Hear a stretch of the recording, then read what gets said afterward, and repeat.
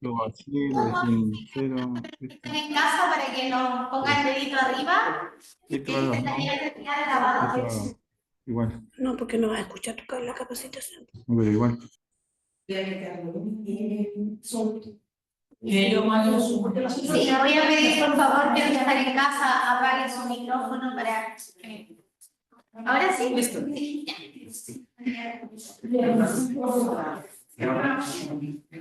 Me presento, mi nombre es Paola Coronado, ya soy la docente encargada de trabajar el diseño para el aprendizaje profundo, soy de profesora educadora diferencial, trabajo acá en la Facultad de Educación, en la carrera de Pedagogía en Educación Diferencial y en la Escuela de Pregrado, ¿ya? Esa es mi labor, llevo 19 años aproximadamente de trabajo en el área de educación, tanto allá en las escuelas como acá en la universidad, y he trabajado en otras universidades. Eso es como un poco para que me conozcan, ¿ya? Yo en mi carrera hago currículum y barreras para el aprendizaje. Esa es mi área o mi línea de expertise. Y no sé, ahora los quiero conocer a ustedes. ¿Qué carreras son? ¿Cuál es su asignatura más fuerte? Porque igual además, pero esa es como la que me siento ya, gracias. Me siento más confiada. Así que los de la casa igual, los invito a que si quieren comentar, también pueden levantar la mano o pueden interrumpir también, no tengo ningún problema. ¿Ya? Comencemos, no sé quién quiere presentarse para conocer de qué carreras son. Hola, soy la doctora Claudia Verónica Gómez. Yo trabajo para la Facultad de Ciencias Jurídicas y Económicas Administrativas, lo que es el Departamento de Economía y Administración, y soy profesora en Ingeniería Comercial.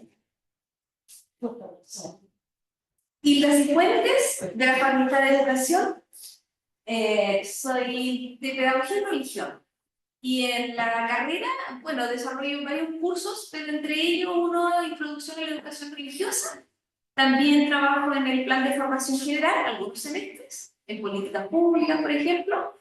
Pero también en una carrera, Pedagogía en Inglés, hago un curso de convivencia educativa. Y eso lo he llevado también desarrollando varios años. Un gusto, profesora. Mi nombre es Carmen Carter, soy de profesión ingeniero eléctrico, soy jefa de carrera de ingeniería eléctrica. La carrera ya va en su tercer año, así que ahí está. Un gusto, profesora. Mi nombre es Sara González, tengo algo de ingeniería comercial, pero tengo una maestría en ciencias religiosas de la gestión pastoral y estoy en un electivo de antropología cristiana, pertenezco al departamento de ciencias religiosas y filosofía. Yo soy el doctor León Pineda. Yo estoy ahora en la Facultad de Ciencias Biológicas y Químicas y general clases en la parte química, ingeniería y físico-química, química y farmacia. Hola, yo soy Rodrigo Aguilar, profesor de la carrera de Ingeniería y Construcción. Trabajo con el tema de drones acá y sí, ese tema de aprendizaje de todo el día. Un gusto. Profesora. Alicia Mejía, del Departamento de Ciencias Biológicas y Químicas. Nosotros somos de la Facultad de Recursos de la Unión y hacemos cosas de servicio y compartimos cursos con la ingeniería, agencia, institución. Profesora. De Viviana Roca y soy profesora de la carrera de Pedagogía en Inglés en la Facultad de Educación. Los que están en la casa. Leonardo, ¿puedes presentarte, por favor, para saber de qué carrera eres? Sí, soy de la carrera de medicina y en este minuto hago el ramo de comunicación y además soy coordinador de la unidad de educación médica de la facultad. Un voto. Pía. Hola, buen día a todos. Tengo pésima conexión. Mi nombre es Pía Lore, soy académica de la carrera de Tecnología Médica. Ingresé a la universidad en abril de este año, así que soy bien nuevita. Y estoy desarrollando dos cursos, uno que es bioquímica humana y el otro molecular. Un gusto, Pia. Ezequiel, ¿puedes presentarte? Hola, ¿se escucha? Sí, sí se escucha. Mi nombre es Ezequiel Sepúlveda, soy profesor de Biología y Química. Comencé haciendo clases en prevención de riesgo acá en la Universidad Católica y ahora participo en el Departamento de Prevención, pero siempre estoy ligado al tema de educación. Así que por eso me interesa como profesor estar al día de todo lo que tenga que ver con esta temática. Así que muchas gracias y bienvenido a todos. Gracias, Ezequiel. Anita.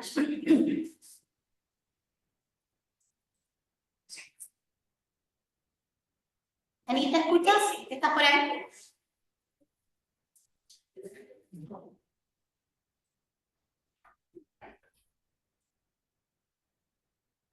Ese que no lo escucha.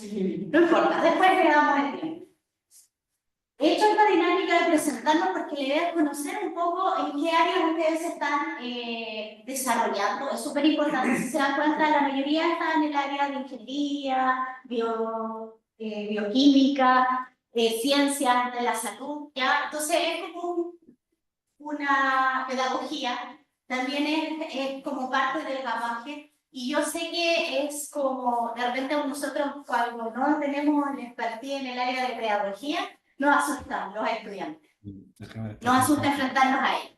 Pero a mí igual me da susto, yo que soy profesora, igual me da susto enfrentarnos a ustedes que son en otra área del conocimiento, en la cual yo no tengo mayores conocimientos, por acá un poco más, pero de ingeniería comercial, por esos lados, pero no del resto, es mucho más amplia la entendido.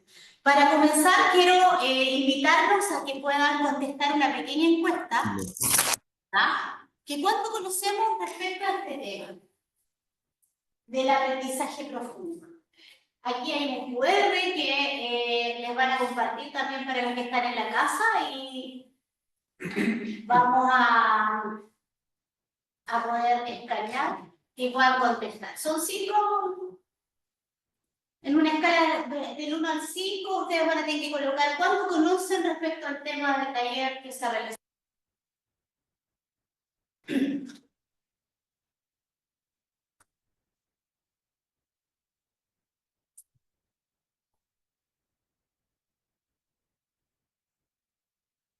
Los que están en casa pudieron copiar el QR, lograron visualizarlo. ¿Es una pregunta solamente? Sí, es una sola pregunta. Sí, se pudo. ¿Es solo una pregunta? Ah, eso era. Ya, gracias. Sí, una sola pregunta.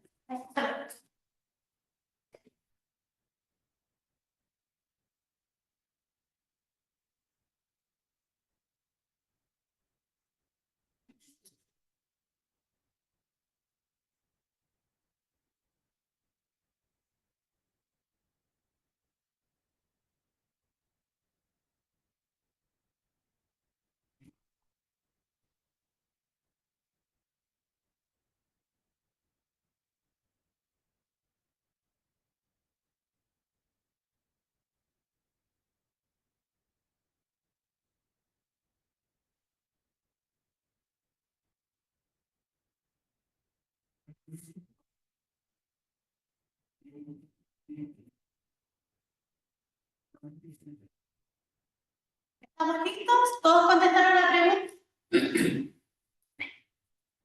Acá les tengo otra pregunta, pero esta no la vamos a contestar en QR. ¿Ya? Yo traje unos post-it y les voy a entregar y ustedes, con sus palabras, van a colocar cómo podemos enseñar experiencias de aprendizaje que creen un aprendizaje profundo en el campo. ¿Ya? Desde lo que saben, desde lo que... Vamos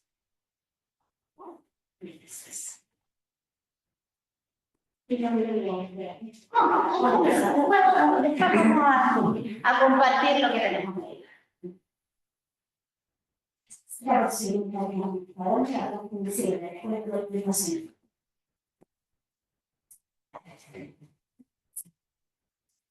Es importante que su respuesta quede guardada, ya no quede el POSIT, solamente quede ahí. Los que están en casa, obviamente, tomen un papelito, no les puedo hacer llegar, todavía no está la tecnología para hacerle llegar el POSIT por la pantalla, pero anoten esta pregunta y respóndanla, ¿ya? Porque la vamos a compartir después, pero también la vamos a utilizar para ir diseñando este proceso de aprendizaje permanente. Y ahí les voy a ir contando qué significa esta pregunta y cómo le damos un sentido. Igual en ese caso resuelvan el chat. Ah, yo eso se me había olvidado. Y de creando actividades en donde ellos sean los protagonistas de los chicos. ¿Ya?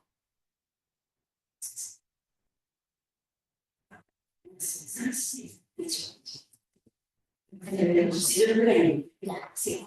Se me olvidó la cosa.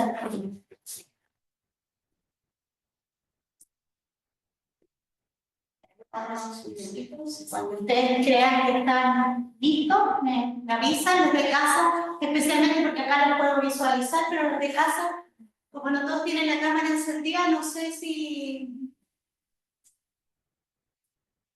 han logrado.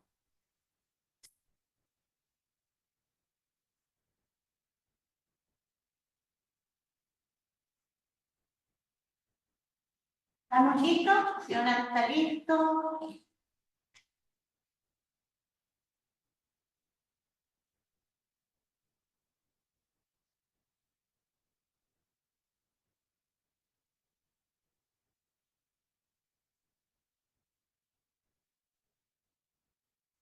¿Creo que estamos? ¿Sí? ¿Sí? ¿Estamos listos en la casa también? Por favor, manito arriba para saber si están listos. ¿Sí? Ya. Perfecto. Vamos a compartir un poco con respecto a estas respuestas que ustedes dieron. Y vamos a ir viendo qué tanto nos acercamos a una respuesta o no. ¿Habrán respuestas correctas? No. No. Es un camino, ¿no es cierto?, que tenemos que diseñar y que tenemos que hacer. Aquí hay algunas que están en el chat. Voy a empezar con estas para que ustedes las conozcan y después vamos con las de acá. Creando actividades en donde ellos sean los protagonistas de la resolución, utilizando metodologías activas como aprendizaje basado en proyectos o estudios de casos y o resolución de problemas. Diseñar experiencias de aprendizaje profundo. Por mi experiencia, creo que generando preguntas interesantes, cuestionando los saberes y conocimientos previos, realizando talleres simples que se vayan complejizando de a poco, validar la opinión del estudiante. ¿Ah? Vamos viendo por acá. ¿Quién quiere compartir? No todos, pero ¿quién quiere compartir su respuesta? Yo tengo que previo a eso, yo creo que hay que conocer a los alumnos y dentro de eso saber cuáles son los conocimientos previos que tienen, porque si no tiene una base sólida yo puedo aplicar cualquier método, pero si no sé lo que él tiene, no puedo edificar. Ya, perfecto. Y eso significa igual, aparte de conocer, de tener conocimiento de sus conocimientos previos con respecto a la materia, también conocer o saber algo con respecto a su entorno social, porque eso igual influye en el aprendizaje. Ya, súper bien. ¿Qué más quiere compartir su respuesta? Yo creo en la postura esta de las 3C, que es promover en el estudiante la curiosidad, la creatividad y el pensamiento crítico. Ya, ya, perfecto, súper bien. ¿Se dan cuenta que nadie está alejado de lo que es o a dónde tenemos que llegar? Pero tenemos que ordenar todo esto, porque todos los factores que tanto en la casa nombraron, como los que ustedes nombraron, están ya dentro de lo que es el aprendizaje profundo y dentro de esta técnica que yo les voy a enseñar, que es visibilizar el aprendizaje para llegar a un aprendizaje profundo. Y ahí está el pensamiento crítico, ahí está la resolución de problemas, está ser protagonistas del aprendizaje, están los conocimientos previos, eso nosotros no podemos quitar. Por eso es que uno siempre empieza con los conocimientos previos. Eso es parte del proceso de enseñanza ya, de la modelación. Entonces, esta pregunta, ¿ustedes la respondieron? ¿La podían responder con sus conocimientos previos? ¿Sí? ¿Creen que al final del taller podamos renutrirla para ir acercarnos más a dar una respuesta de esto? ¿Sí? Creo que sí, yo igual creo que sí. ¿Por qué? Porque esto que yo presenté aquí es la primera parte para el aprendizaje profundo, ¿ya? Para el aprendizaje visible. ¿Hay conocimientos previos aquí en la pregunta que yo les hice? Sí. ¿Estoy activando conocimientos previos? Sí. ¿Es un hilo conductor que me va a guiar para toda mi taller? Sí. ¿Por qué? Porque en esta pregunta, y es una pregunta amplia, ¿para qué? Para que ustedes fueran capaces de hacer visible lo que ya saben. Por eso es que no había preguntas, o sea, respuestas erróneas. Y de hecho no hay respuestas erróneas. Hay respuestas que me sirven para el aprendizaje. Entonces, cuando yo visualizo una pregunta que me va a servir de hilo conductor, voy a hacer visible en el estudiante que él sea capaz de darse cuenta de que algo sabe. Porque hay veces que activamos los conocimientos previos y los visualizamos en aquellos que siempre contestan. Pero cuando hacemos este ejercicio de tener una pregunta que me guíe durante la clase o durante el módulo o durante la asignatura completa, yo genero que en ellos haya curiosidad porque esta va a estar presente. Yo ahora, durante todo el taller, esta pregunta va a estar presente, va a estar ahí. Por eso es que les dije, déjenla ahí. Por eso les pasé los post-its, porque necesito que ustedes la vean, que estén constantemente. Aquí es que estoy viendo, esto es lo que estoy aprendiendo, visualizando mi aprendizaje, ¿ya?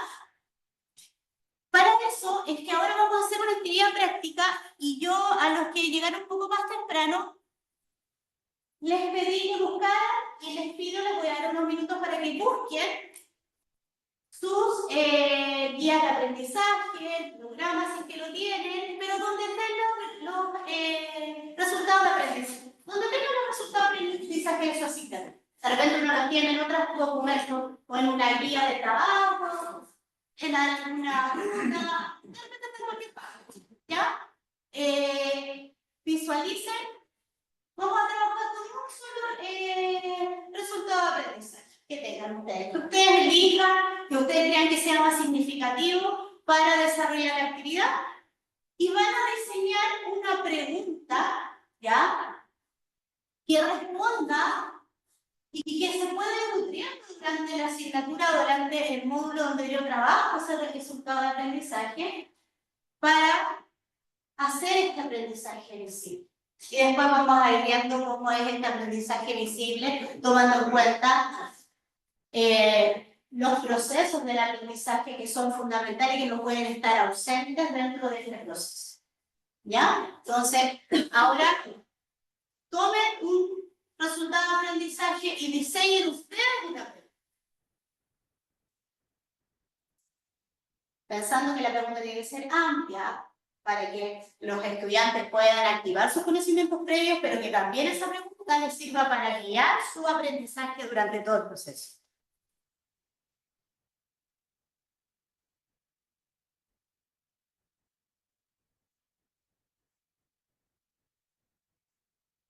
Que les voy a dar unos minutitos.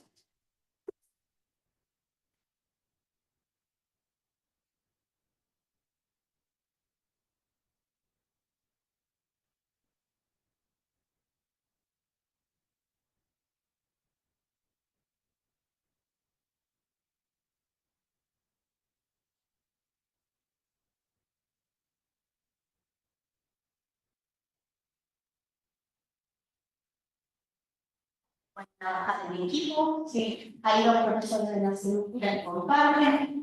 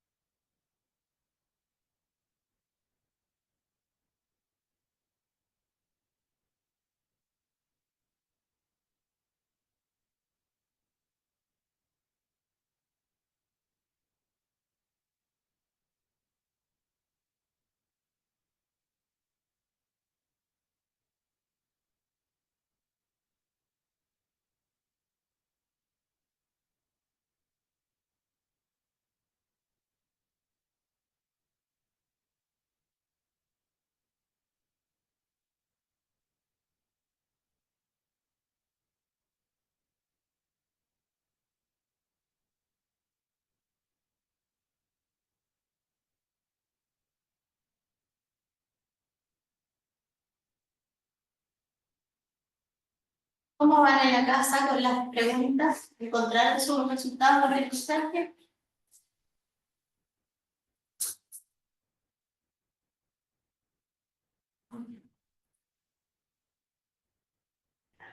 En su casa, y yo creo que están en San Francisco, que persona de acá. Entonces tenemos distintas representaciones.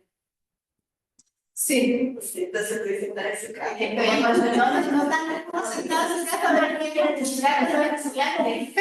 Estoy acostumbrada con los estudiantes porque yo hago esta modalidad con los estudiantes. Entonces estoy acostumbrada a estar allá en la casa. Sí, deben estar en el San Francisco. No, y uno tiene que estar todo el rato preguntando. Para saber si está. Sí.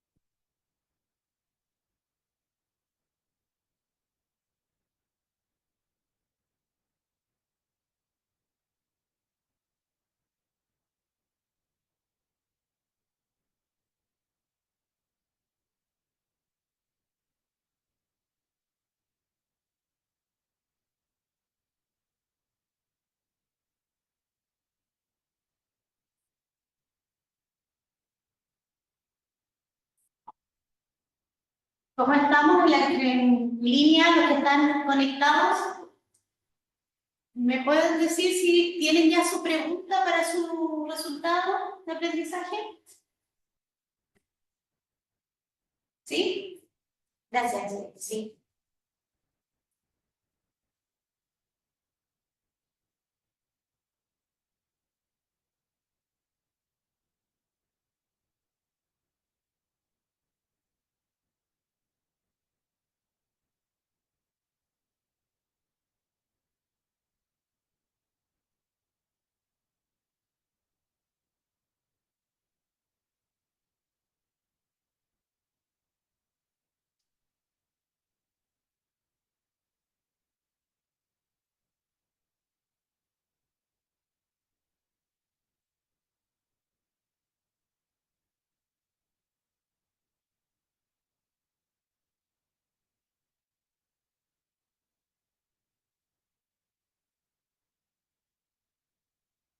Anita, Pía, Leonardo, Gema. Perdón, Gema está ahí. Mi cerebro fue como que le dio después como... Acá ya está. Sí, igual es estudiante. ¿Cómo está? ¿Cómo va con su pregunta? ¿Les está costando hacer la pregunta? ¿No les está costando hacer la pregunta?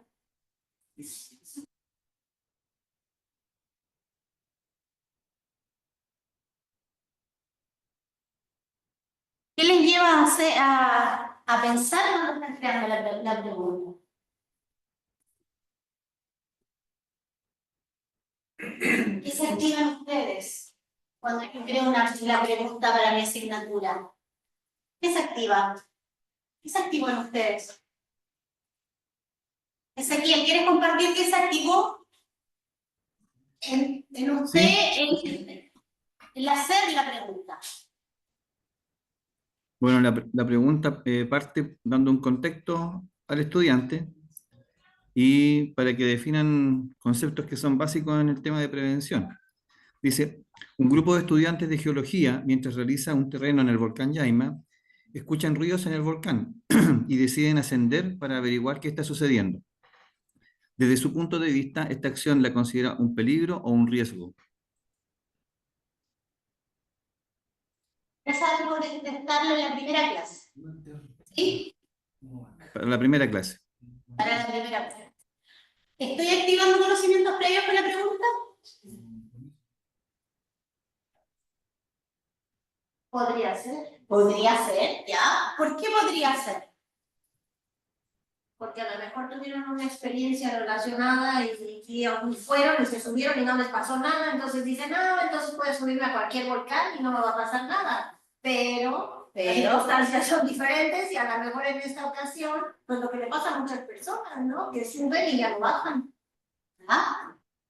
Por eso es importante que la pregunta responda a los conocimientos previos, pero que también después se pueda ir nutriendo con el conocimiento nuevo que le van a dar a ustedes. Porque ese es el rol de nosotros como docentes, guiarlos en el aprendizaje. Muy bien, Ezequiel, está buena la pregunta. Está bien hecho el tema de contextualizarlo igual, ¿ya? Porque en este caso había que darle un contexto, porque si yo le pregunto, subir al volcán es porque hay ruido, ¿es un riesgo o no es un riesgo? Si yo se lo planteo así, sin el contexto, ¿qué pasaría en esa situación particular de la pregunta? ¿Llegarían a activar conocimientos previos? Sí, pero a lo mejor más ocultos. Porque acá van a tener que argumentar por qué dicen que sí o por qué dicen que no. ¿Ya? Desde la contextualización que se les da. Se dan cuenta que no es una pregunta solamente lineal, solamente como la que puse yo, que acá daba para eso, pero va a depender de cada asignatura y de cada resultado de aprendizaje, como yo planteo esta pregunta guía o hilo conductor. ¿Ya? ¿Por qué hicimos este ejercicio de diseñar? Porque esta es la parte práctica. A esto tenemos que llegar a aprender a hacer preguntas que nos guíen en el aprendizaje. ¿Para qué? Para hacer este aprendizaje visible. El aprendizaje visible nutre o genera mayores aprendizajes profundos. ¿Y por qué? Vamos a escuchar ahora, y los voy a invitar a escuchar a un caballero que investigó acerca del aprendizaje visible y generó una técnica de aprendizaje visible a través de este hilo conductor. Él lo llama así, un hilo conductor que guía el aprendizaje del estudiante en un contexto de sala y en un contexto universitario. ¿Ya? Les voy a mostrar, vamos a ver y escuchar y leer porque está en inglés. Ya, bueno, los que saben inglés fluido lo van a entender rápidamente, los otros pueden ir visualizando las preguntas, porque aquí igual hay harto inglés técnico. Exacto. Sí. Si no saben inglés, no. ¿Inglés?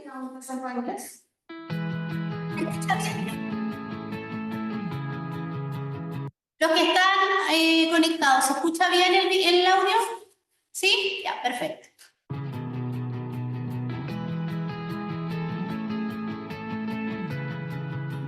I think, given the complexity of the world right now, the issues which are facing our students is thinking about how to go into the uncertain times, which means that we really have to produce students who are flexible, who really know how to think, who are not only prepared for one job, but are prepared for many jobs.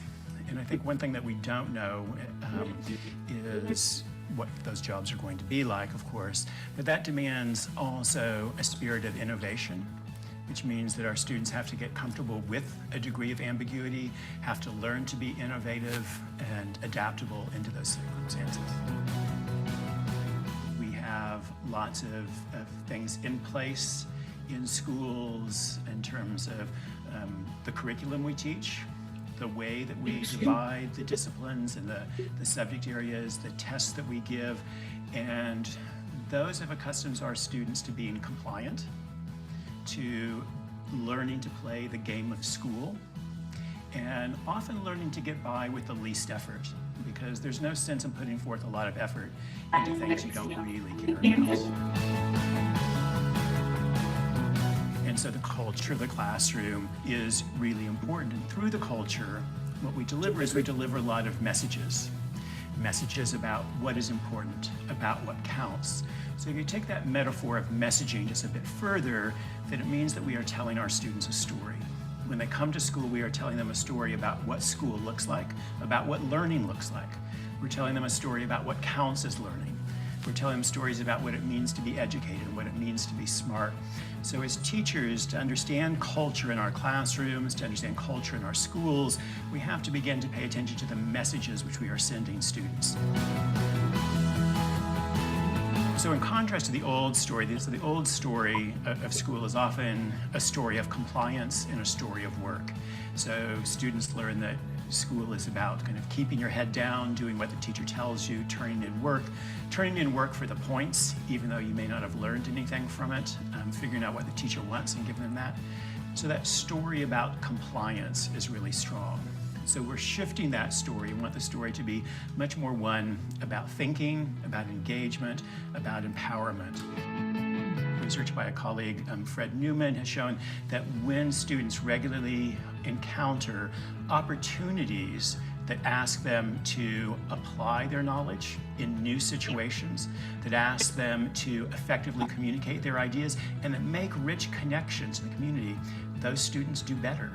They do better not only in standardized tests, but they also do better consistently as they progress. Another one would be the interactions. When a classroom has positive interactions, positive relationships, students learn better. And in fact, it's one of the most crucial features.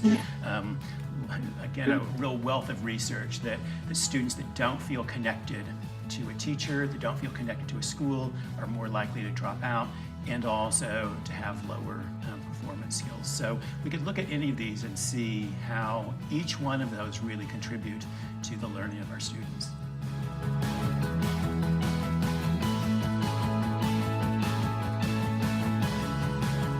I think an educational revolution, and I think that it's starting now, is one in which we gave more control for decision-making and the shaping of schools to teachers, giving voice to teachers to make changes in their school and the school system. I think that would be a revolution.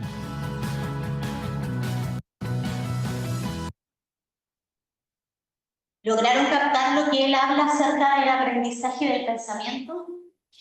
¿Por qué creen que él parte hablando de esta charla? Está para exponer, empieza, esto es una parte de la charla, empieza a exponer su metodología que él probó y que él es de la Universidad de Harvard y que la implementaron, ¿ya? Que habla del aprendizaje profundo, pero es un aprendizaje para el pensamiento. ¿Por qué será tan importante que nosotros, para generar aprendizaje profundo, hablemos del pensamiento? Voy a sacar el equipo. O sea, él dijo varias cosas. Una de las cosas que yo entendí, primero,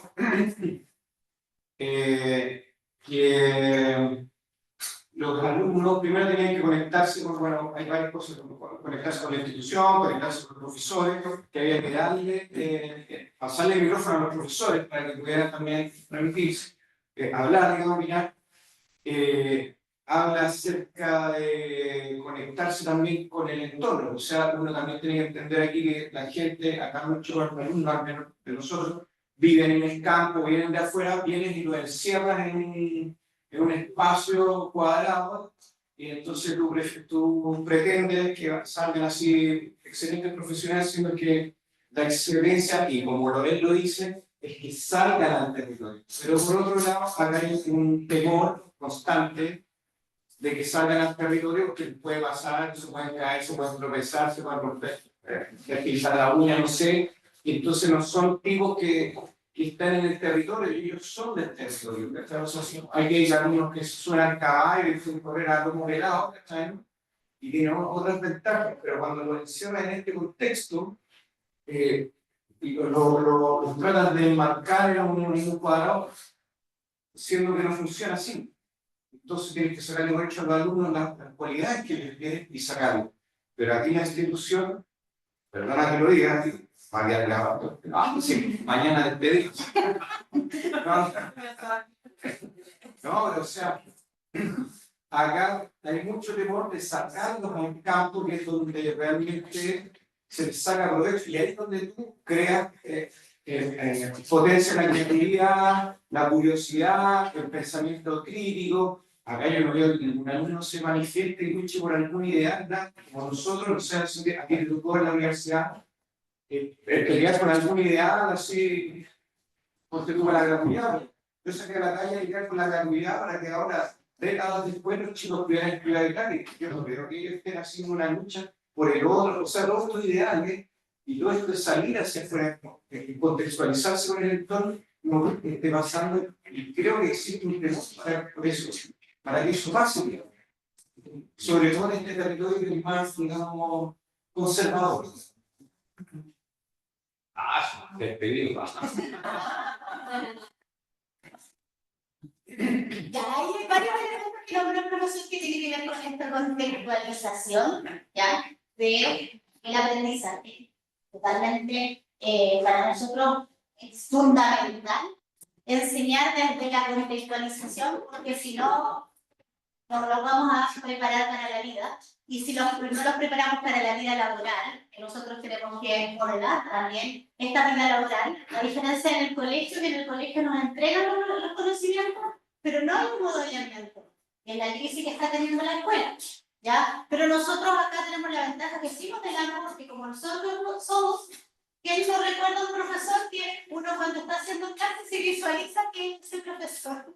O lo recuerda ciertas cosas o ciertas conductas que uno tiene dentro del aula que fue influenciado por ese profesor en la universidad.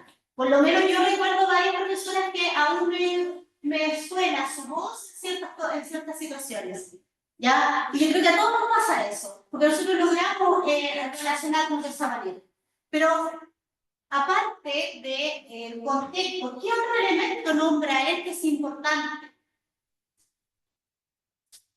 Pienso que, bueno, lo que yo capté es que él hace una crítica de cómo estamos enseñando.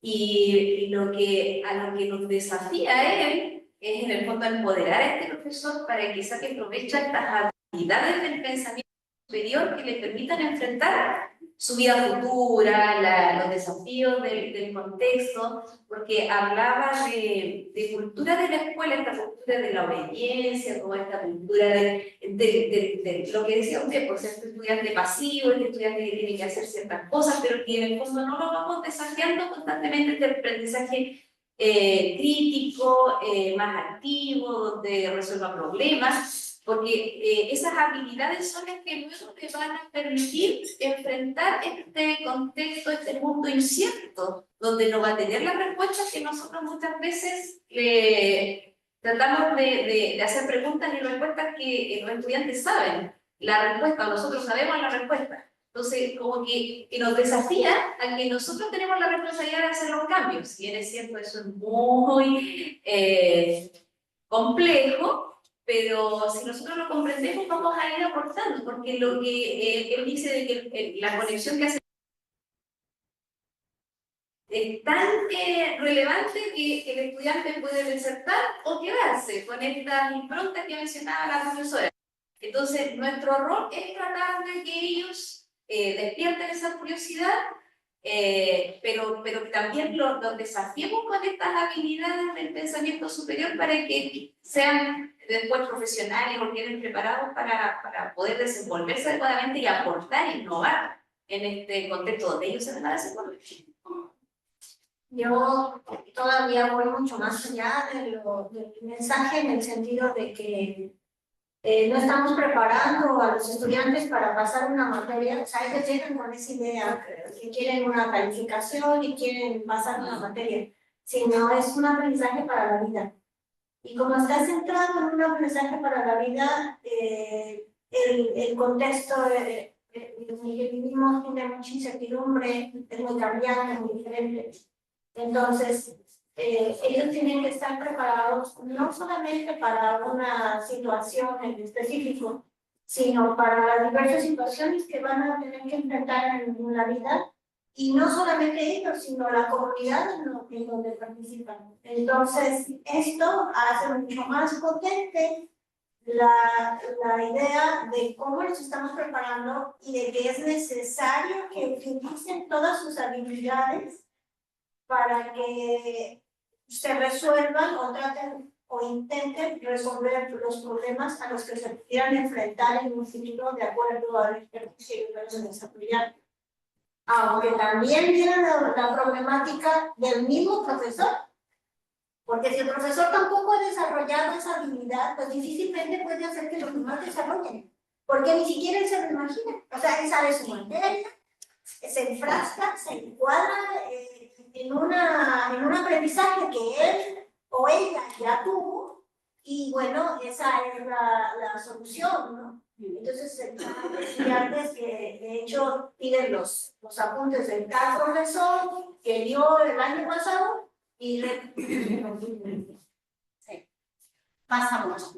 Quiero llevarnos a pensar al pensamiento crítico, que es parte fundamental de visualizar el aprendizaje y llegar al aprendizaje profundo. Porque hay 3 niveles de aprendizaje, y ahí que nos vamos a ir viendo. Pero esto va más allá. ¿Por qué hace una crítica? Porque nosotros recibimos lo que está en la escuela. Y nosotros, toda la educación hace lo mismo. Los de básica se quejan de los de prebásica, los de media se quejan de los de básica, y nosotros nos quejamos de todo el sistema. ¿Sí o no? Pasa eso, vamos quejándonos detrás, que no le enseñaron a pensar, que no le enseñaron por ejemplo, en matemática. Pasa mucho que cuando llegan acá, ay, pero esto no te lo pasa, y que son conocimientos base para lo que nosotros vamos a ir desarrollando posteriormente. Ya di el ejemplo de matemática porque es como lo más común que nos pasa cuando nos enfrentamos con de que hay cosas, o pensar. ¿Y qué está pidiendo la sociedad ahora? Porque nosotros no somos, nosotros docentes, no somos los docentes que nos hicieron clase a nosotros. Tenemos que tener otras habilidades, ¿o no? O tenemos las mismas habilidades que tenían nuestros padres de años atrás que nos hicieron clase a nosotros. Oye, también hay que colocar el contexto, porque el tipo es un tipo de Harvard, el cual recibe alumnos que son así de eminencias, ¿cachai? Y ellos vienen de otra cultura, y su análisis, si bien no tiene relevancia con lo que nosotros hacemos, el mundo en que el tipo está mirando y cómo se cambian las cosas, distinto con guitarra, ¿cachai? Sí, o sea... Pero a lo que yo voy, yo sé que Harvard es otro nivel de estamos hablando que igual hay una selección, lo que nosotros no tenemos, ¿ya? Pero ojo, porque si yo miro 10 años atrás, ¿cómo eran las generaciones? Como nosotros. ¿Cómo nosotros? No. ¿Qué pasaba con las generaciones mayores que en 2 años trabajando en el sistema? Y de hecho yo también lo veo ahora con mis estudiantes, de cómo era mi generación, y yo soy de 20 años atrás, a la generación de ahora, igual hay un cambio generacional enorme, y las competencias que tenía mi docente no son las mismas competencias que tengo que tener yo en ese momento para llevarnos al pensamiento. Sí o sí los tengo que llevar al pensamiento crítico. Esto no es utópico. Tengo que llevarlos a pensar, tengo que llevarlos más allá de que el aprendizaje sea profundo. Quiere decir que voy a anclar el aprendizaje previo con el aprendizaje nuevo y tengo que hacerlo, ser capaz de hacerlo. Y eso va a ser independiente porque él es un genio porque está en un contexto de genios, si lo vemos así. Pero el profesor tiene que ser capaz de movilizar también aquellos que no pueden movilizarse por sí solos, que los estudiantes se movilizan por sí solos. ¿Quién me enseñó el video? Es un profesor de Harvard que creó el método o la estrategia, el modelo de aprendizaje visible. Yo noté que se llamaba Ron Richard. Sí. Ron Richard. Ron Mitchell. No, Ron Richard.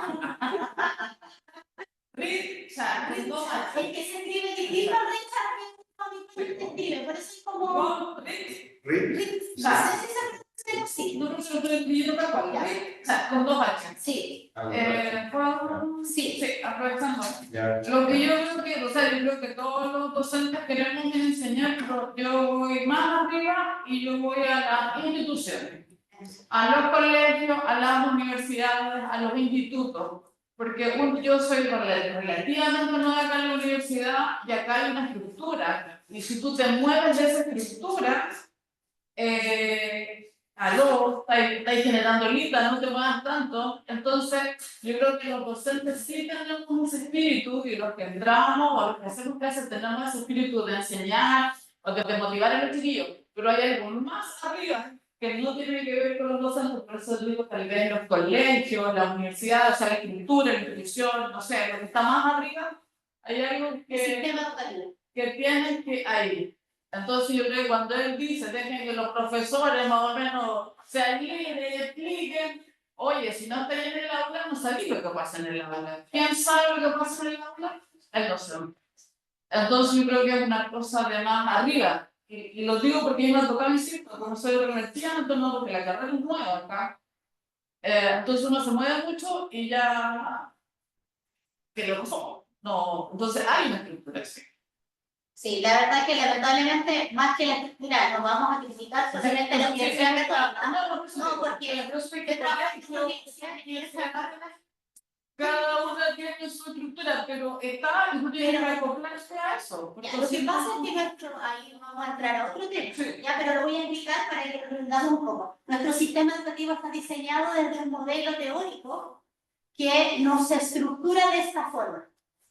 ¿Ya? Es un modelo teórico que está a nivel nacional y a nivel desde lo más pequeño hasta nosotros. Estamos estructurados a nivel curricular de esa forma. Y lamentablemente para llegar a cambios profundos en eso, no sé, ir a pasar porque nosotros no somos los que hacemos el sistema. Lo que pasa es de que, como yo lo veo, para tener o para que se dé el aprendizaje profundo, pero previo a esto, un aprendizaje crítico, de pensamiento crítico, pues tendríamos que premiar el pensamiento crítico. Y lo que hace el sistema es todo lo contrario. El pensamiento crítico no se premia. O sea, tú tienes que repetir lo que te está diciendo el profesor o tienes que ir en la misma línea del profesor, porque si no vas en la misma línea del profesor te castiga.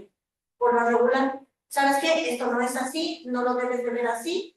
Y tenemos toda una estructura, como lo decía tu nombre.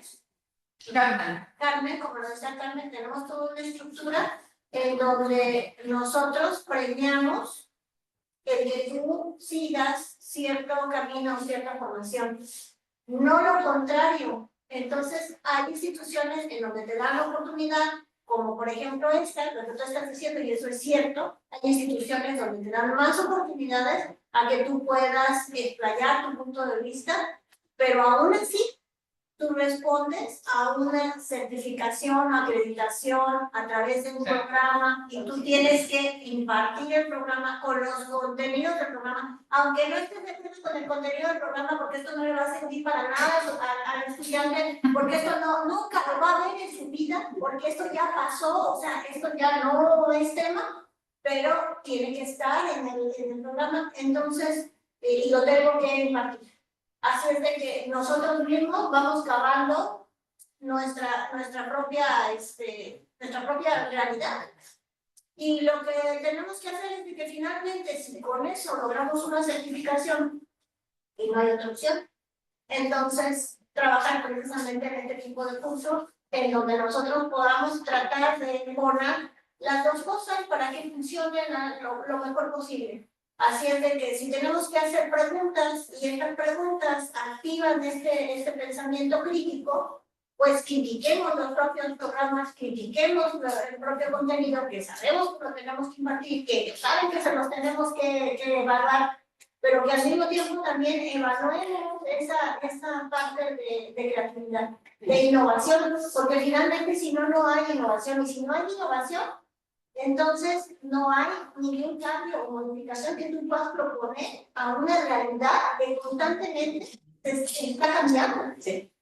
Sí, la verdad es que, bueno, el tema para ir después hacia el aprendizaje visible y que tiene que ver con todo esto que estamos hablando, si ustedes se dan cuenta, ustedes están visualizando su aprendizaje y desde la experiencia, o sea, la crítica que hace al sistema educativo no es tan ajeno, ¿cierto? Allá, visualizado allá, es porque nosotros no es tan ajeno a lo que nosotros vivimos y tiene que ver con esa estructura. Y quiero que quede claro que el tema estructural no es una ocurrencia de las universidades o de esta universidad o de otra universidad, porque tiene que ver con un sistema curricular que está establecido en Chile, ¿ya?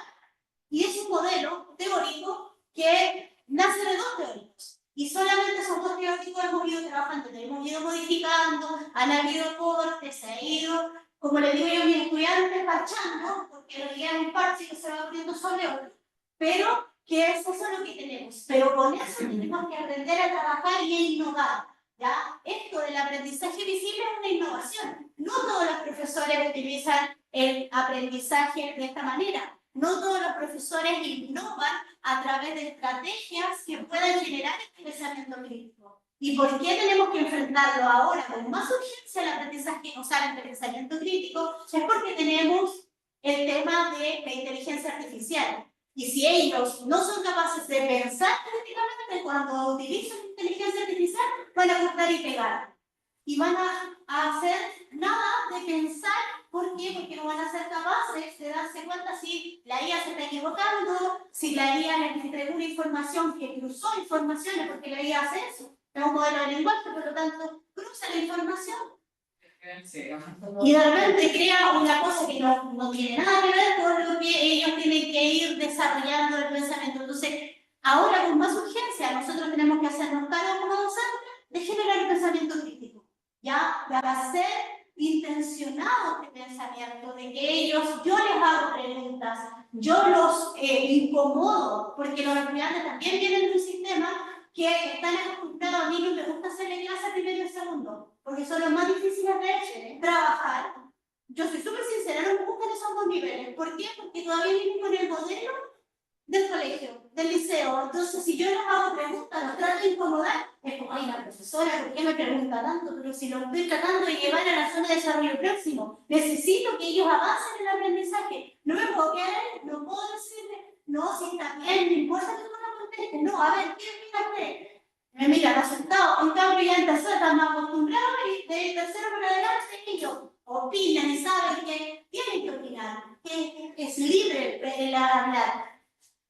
Y por eso es urgente que nosotros nos empoderemos de estas metodologías y digamos, sí, yo voy a generar pensamiento crítico, le voy a preguntar, lo voy a incomodar para que vaya a la zona de desarrollo próximo. Sabe que va a ir a un profesor que siempre va a preguntar.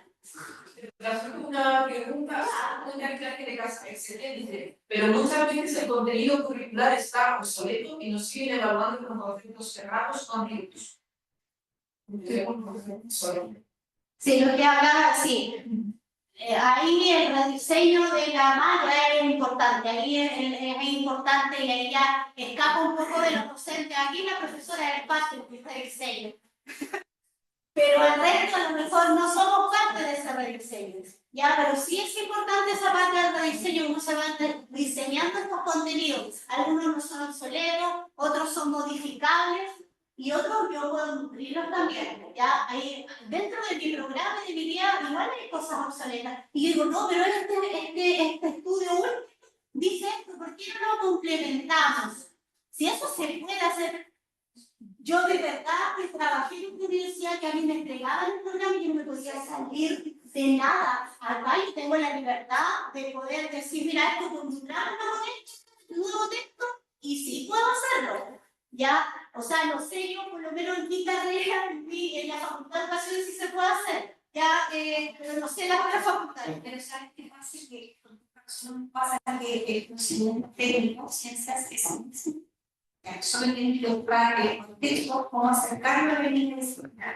Pero el principio de la técnica sigue siendo lo mismo y no han cambiado. Solo hay que cambiar el foco y la forma en que lo operativiza hacer el estudiante. Y eso también contribuye al desarrollo de habilidades del pensamiento superior. Y eso toma tiempo, hay que entrenarlo. Y no tenemos el tiempo suficiente porque los programas son muy intensos, porque los chicos tienen mucha diversidad de habilidades y tienen muchos intercambios. Entonces, el tema es cómo llegamos a eso. Si no lo tenemos en el salón de clase, si tenemos dos ratones para el laboratorio, para que entren y pasen, entonces no tenemos tiempo como para enseñarle a reflexionar con lo que estamos trabajando. Esa es una reflexión que nos pone en los libros. Ya, lo que yo he visto en mi experiencia, en muchas universidades también existe el sentimiento de que tú tienes poco tiempo para enseñar. Pero vuelvo a repetir, este tipo que se llama, ¿cómo se llama? Roman Richard, ¿ya? Él vive en un contexto donde los alumnos, porque me tocó a clases en el TEC de Monterrey, donde son hijos de empresarios, políticos, embajados, son tipos con dinero, ¿cachai? el tipo de alumnos, ¿cachai? Con 20 años, tenía varios alumnos, dentro de los cuales, por ejemplo, había uno que tenía 2 ONG con 20 años. Yo les pregunto a ustedes, los que están aquí, y a los que están ahí en la casa, ¿cuántas ONG tienen ustedes? ¿Cuántas formaron en la universidad? Entonces, estos tipos, además de estar en clase, por ejemplo, tenían un ejemplo, ¿no? Una ONG que cuidaba perritos, un ejemplo, ¿no? El tipo tenía que conseguirse los medicamentos, descubrir cuáles eran las enfermedades, saber cómo administrar en su tiempo libre, o sea, en el tiempo que ellos dedican a su desarrollo, aparte de ir a clase, ellos tienen otra actividad que les hacen crecer. Entonces, ponte tú en química, ellos tienen, ponte tú, una ONG que se dedica a purificar o medir la contaminación de agua en las zonas rurales, ponte tú, ¿cachai? Y ellos inventaron una ONG, se juntaron 3 compañeros, y aparte de tomar las clases, ¿cachai? Por eso te digo que el contexto específico que está contando la historia es otro contexto. Porque los jóvenes que van a esa universidad, tú la ves en las películas, viste Facebook, aquí todos vieron Facebook, el contexto donde ellos se educan y crean, son tipos que están creando, oye, juntémonos, hay un problema aquí, oye, hay contaminación de agua, vamos a estudiarlo, probemos las cosas de la universidad, para poder adquirir, aunque sea una cosa de robarse los químicos, ellos van porque tienen una misión, tienen un enfoque y aprenden después de estar en la universidad, ¿no? Estos tipos van a África, porque los que están educando este tipo son los que trabajan en la ONU, en la cooperación alemana, en la cooperación japonesa, son tipos que están enfocados. Y yo creo que para poder generar este tipo de alumnos, que a mí me encantaría poder empujar y ensayar, sacarlos de la zona de confort, de la zona de clase, decirles, este es el territorio en que nos ponemos a su disposición, en que ayudamos para que estos tipos se motiven. Nuestros alumnos, si nuestros alumnos tuvieran plata, no deberían estudiar, no se verían una carrera. Acá los alumnos, los que vienen, son porque necesitan sacar una carrera para tener un título para trabajar y ganar. Para ganar plata. Creo que igual no podemos comparar porque nosotros somos profesores o docentes de una universidad que ahora está recibiendo estudiantes que no tienen las mismas expectativas de estudiar que tenían hace 20, 30 años atrás. Porque el que estudiaba, recuerden que uno no podía ni faltar a clase porque se estaba farreando la plata de los papás o la plata del mismo que iba a tener que después de Entonces, nosotros tenemos un problema también social, porque lo que usted me habla de eso es un tema social que tiene que ver con las expectativas que le dan los papás y los profesores que le vamos a echar un poco de la culpa a la educación media que le dan para después. Sí, estamos hablando de diferentes perspectivas, diferentes niveles. Nosotros no tenemos una cultura emprendedora. En América Latina no se nos ha educado para mantener una cultura emprendedora. Estamos hablando de un nivel y un contexto diferente donde se ve el aprendizaje. En Estados Unidos es una cultura eminentemente emprendedora y hacia allá va el enfoque de todas las áreas. Nosotros no. Nosotros tenemos un enfoque memorístico y de repetición. Tú obedeces. ¿Por qué? Porque yo te conquisté. Tú obedeces y no piensas. Y si piensas, te voy a castigar. Entonces, la cultura es totalmente diferente. Tenemos que luchar por generar una cultura innovadora, una cultura de pensamiento crítico, una cultura que realmente forje otro tipo de generaciones. Y eso es lo que estamos aprendiendo, me imagino que eso es lo que queremos aprender. Pero tenemos que partir de entender nuestro contexto cultural. Nosotros. Claro, yo creo que más que el video no era con la idea de que ustedes compararan, yo entiendo y también comparto de que él vive en otra realidad y tiene otra realidad de pensamiento de los estudiantes. Pero nosotros podemos movilizar, y eso sí está comprobado porque él, su metodología no solo la aplicó en la universidad, también la aplicó en establecimientos educacionales y en Estados Unidos tienen de todo tipo de establecimientos, al igual que nosotros. ¿Ya? Y obviamente la cultura es distinta, pero nosotros tenemos que llevar este tipo de metodología a nuestro contexto, que es el contexto de que tenemos que generar el pensamiento crítico, que no nos tenemos, que no recibimos los estudiantes de un pensamiento crítico, Pero no es suficiente, Paola. Yo O sé sea, que no es es suficiente. pensamiento crítico, y si nosotros realmente creemos en una cultura de emprendimiento que para ya dar el futuro de lo que nosotros vamos a generar producto de nuestros estudiantes y nosotros mismos, entonces es un cambio cultural. Estamos hablando de un macro cambio, o sea, no estamos hablando de cualquier cosa. Pero sin embargo, desde la educación, nosotros podemos aportar que precisamente estas personas ya lleguen con un pensamiento crítico y que al menos tengan deseos de generar otro tipo de productos, otro tipo de resultados, y que tengan también deseos de contribuir al desarrollo regional y comunitario, independientemente de lo que ellos pueden ganar por sus derechos intelectuales. En Estados Unidos tú sabes que si tienes una gran idea, vas, la registras y después la vendes y te vuelves multimillonario. Chicos de 15, 17, 14 años que ya son multimillonarios ahorita. Entonces, no tenemos eso nosotros. Al contrario, nosotros decimos, tienes una buena idea, me la robo. Yo soy tu jefe, es mi idea, yo te la digo. O sea, totalmente otra dinámica distinta. ¿Sí? Así es de que lo que tenemos que primero es situarnos y ver de qué manera aportamos. Y la mejor manera de aportar es enseñarles que ellos pueden llegar, que podemos llegar como comunidad a tener desarrollo de ese tipo, siempre y cuando trabajemos para ello. O sea, los objetivos de Richard, que son estos: transparencia, retroalimentación, ¿ya? Pero también está la comprensión y la complejidad, digamos, de la enseñanza.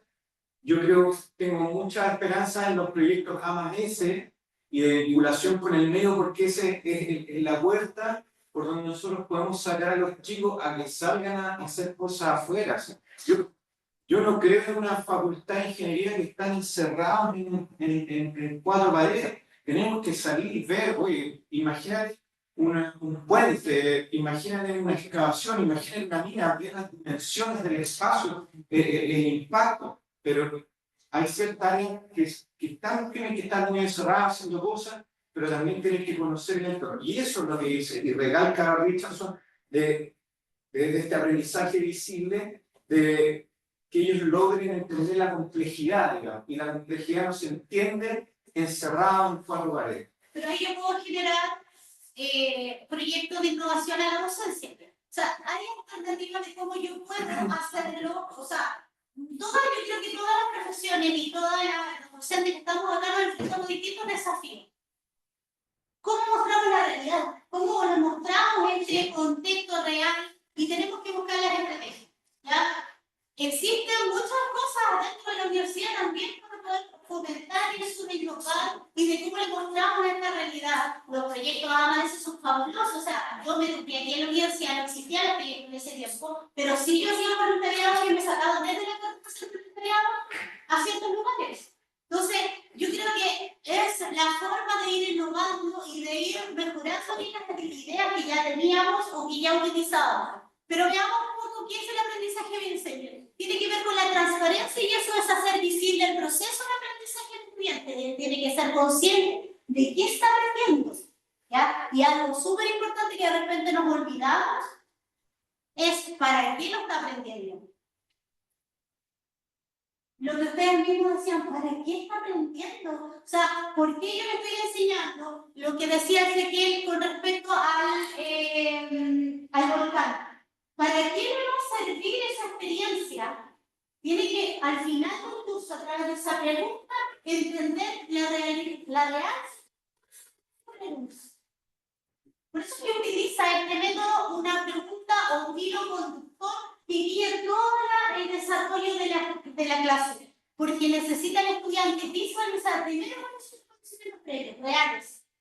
Esto sí lo conozco, esto no lo conozco. Y después ir nutriendo con la teoría y de ahí reconstruir ese aprendizaje, que es súper difícil. Uno lo ve así como en lo teórico, conocimiento previo, y los conocimientos previos, luego lo entrego a la teoría y luego reconstruye.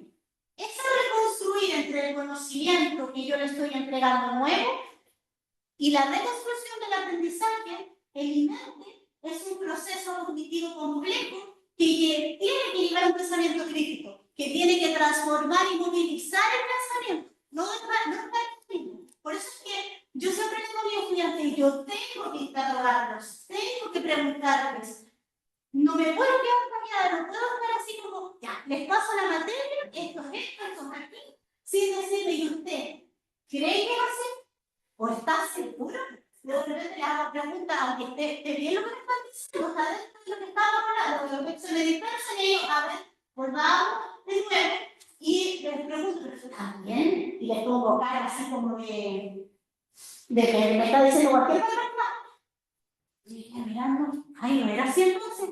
No sé, ustedes me están contestando, ustedes responden, ¿está bien lo que me dice? Lo estoy movilizando a través de esas preguntas. Estoy haciéndolo ver y pensar si lo que yo estoy diciendo está correcto o yo cometo errores a propósito. Incluso cometo errores, por ejemplo, en mi carrera yo cometo errores ortográficos a propósito. ¿Saben por qué? Para ver su tolerancia a la diversidad y a los errores. Porque después ellos se van a enfrentar a muchos errores con los estudiantes en cuanto a esas cosas. Y si no son capaces de tolerar, de decir, oh, si hubo un error, no me equivoqué, y yo también asumo, docente, que me equivoco, te estoy enseñando con el ejemplo. ¿Saben cuando estoy llevando a la realidad algo, un conocimiento? Y no solamente lo teórico, que es la inclusión, en mi caso, sino que les estoy mostrando que tenemos que ser tolerantes entre nosotros, que también yo me puedo equivocar. ¿Quiere algo final? Hola. Hola. Me aburriría de ir. Suele pasar. Ya, lo otro es importante. Y que de verdad que es súper importante que el otro día me hizo escribir. Quería dar un ejemplo. Quería dar un ejemplo. Sí, lo que pasa es porque, como es el tema de la diversidad, conocimiento previo y todo eso, no automático, sino que también hay que manejarlo y reconocerlo. Entonces, no sé si lo mencionaron o no, pero hay un ejercicio súper simple que yo siempre hago en clase. Entonces digo, ¿cuánto es 1 más 1? Pero profesor, ¿por qué pregunta eso? Porque es lógico, no sé si es tan lógico, porque ¿cuánto es 1 más 1? Entonces, la primera respuesta, letra A, 1 más 1 es 2. Segunda, letra B, 1 más 1 es 1. Y letra C, otro. Entonces empiezan a discutir, pero ¿por qué estamos discutiendo esto? Si no es biología química. Entonces, porque veamos cuáles son los porcentajes previos. Entonces, el 90% dice 2. El 1% dirá 2, o sea 1. Y el otro, ¿pero por qué lo dijo? Pues si no se trata de que lo hacen, pues tiene que también, pero le vamos a sacar ese argumento para poder indicar esa respuesta. Bueno, después lo hacemos discutir, que no es tan simple. Entonces, bueno, en realidad en matemática 1 más 1 son 2, pues no hay nada que hacer ahí. Pero en química 1 más 1 es 1. Porque un átomo con otro átomo forman una molécula. 1 más 1 es 1 en química. Y 1 más 1 también es su propio. ¿Te acuerdas de la conversación? Sí. Entonces, en el fondo, no importa la respuesta, sino que importa el razonamiento que hay detrás para saber cuál es su conocimiento previo, por qué me dio esa respuesta, qué es lo válido y qué no. Entonces, como estamos en química, la respuesta va a ser 1. Pero si tenemos el ejercicio estequiométrico, es 2. Entonces, hay que ir manejando los valores. Exactamente. ¿Se dan cuenta que esos ejemplos nos ayudan a entender un poco hacia dónde tenemos que apuntar este aprendizaje visible para llegar al aprendizaje profundo? Yo eso iba a decir con manejando lo que dice Ezequiel, que igual depende del área en el que uno esté trabajando. Porque, por ejemplo, si yo en ingeniería escribo con H, sin H, con Z, con S, mi alumno no se van a dar ni cuenta para ello, va a ser el ciclo con el fatal lo mismo. O sea, vamos a estarme ahí, o sea, el profe se equivocó, no le colocó H, no estarme ahí. Entonces, no obligaría ese error. Claro, pero yo lo visto, por ejemplo, pero así, porque va a depender del área, que es lo que estaba comentando. Siempre, imagínense, yo utilizo eso, siendo que yo no soy profesora de inclusión, o sea, yo no hago la cátedra de inclusión, sino que yo hago currículum, que es súper estructurado y a mí me encanta. Pero a ellos lo transformen, pero yo se lo hago entretenido a través de esto y les voy mostrando también mi profesión a través de estas cosas. Pero ellos se dan cuenta que uno no es solamente el docente que les enseña la asignatura, sino también lleva la profesión por dentro. Y que para nosotros es importante que ellos lo conozcan, que conozcan el amor, por ejemplo, a la medicina. que no es solamente estudiar la anatomía, ya, porque de repente cuando uno desconoce ciertas cosas, uno cree que eso no me va a enseñar anatomía y nada más, pero es un poco más complejo que eso. Lo mismo con la ingeniería, ya. Entonces, eso hace visible el aprendizaje, en ponerlos a la realidad, pero también cuestionarlos, preguntarles, visualizar de que ellos saben, pero cómo lo argumentan y cómo lo llevan a la aplicación de lo que se está haciendo. Que no solo es la materia. En la isla Guapi estamos trabajando con los niños de quinto básico. Entonces, astronomía, quinto básico, isla Guapi, cero recursos. Entonces, ya con el tema de la luna, qué sé yo, y los planetas, pero digo, ¿para qué queremos saber esto? Si nosotros vamos a plantar árboles. ¿Para qué queremos saber esto? ¿Sí? Entonces, estaban tan concentrados en el tema de que ellos no tenían ninguna previsión, ni siquiera llegar a saber. Su previsión era llegar al campo a seguir trabajando. Entonces, ahí es importante leer también lo que hace el profesor, entonces, o el equipo del profesor. Cuando dice, mira, pero si estamos en la astronomía, tenemos que ver por qué es importante. Es que no es importante, pero a lo mejor sí lo es, porque en tu comunidad, a lo mejor debe haber un abuelito por ahí que conozca la cultura más posible, y que te diga, ¿por qué los animales se cachan en menguante? ¿O por qué se podan menguante? ¿Por qué no es creciente? ¿Ya? ¿Y qué pasa con el evento San Juan? ¿Y qué pasa con el cambio de equinoccio? Tiene que ver con la luna. ¿Pero por qué? Porque preguntan, entonces, ¿por qué se casca en menguante? Porque la savia está abajo, entonces la presión es distinta. Entonces ellos toman los conocimientos que es de la luna, de los astros, y los llevan a la parte práctica con sus animales, con sus siembras, con sus podas. Y tú los dejas dando vueltas. Porque validas el conocimiento también de la cultura. ¿Por qué ellos lo hacen? Entonces, no, ellos saben. Por supuesto que saben. Entonces tenemos que también valorar ese conocimiento de que está en la cultura mucho, o en la cultura más personal. O en la que nosotros nos interesa el tema del ciclo de la fase, pero también vincularlo con el contenido que tiene el niño, para validar ese conocimiento. Finalmente, todos aprenden economía y también a cachar. O sea, ese es el nivel. Exactamente. La idea es que sí. Lo otro es conectar los conocimientos. O sea, yo sé que cada profesor es experto en el área que está trabajando y que conoce bien su materia y su asignatura. Pero también decir, oye, lo que está pasando en la profesora también tiene relación con lo que yo estoy pasando. Después vamos a aplicar todo junto, porque al final uno no aplica todo parcelado, aplica todo junto. Sea la que sea, aquí todos sabemos que aplicamos todo junto. Nunca hemos aplicado todo parcelado así, hoy día voy a aplicar esto. No. Todo el conocimiento se construye y se va hilando uno con otro, y esa es la idea que nosotros tenemos que hacerlo consciente para que ellos aprendan realmente. Otra cosa importante que habla sobre el aprendizaje visible es la retroalimentación, proporcionar información continua sobre el proceso de aprendizaje, o sea, constantemente estarles retroalimentando que vamos hacia el aprendizaje que tenemos que llegar, que para eso está el resultado de aprendizaje, o sea, el resultado de aprendizaje es mi meta final. Por lo tanto, siempre tengo que apuntar a eso, y que todo lo que yo esté pasando y todo lo que yo esté haciendo va a eso, y tengo que retroalimentar, sabiendo que no vamos apartándonos de eso.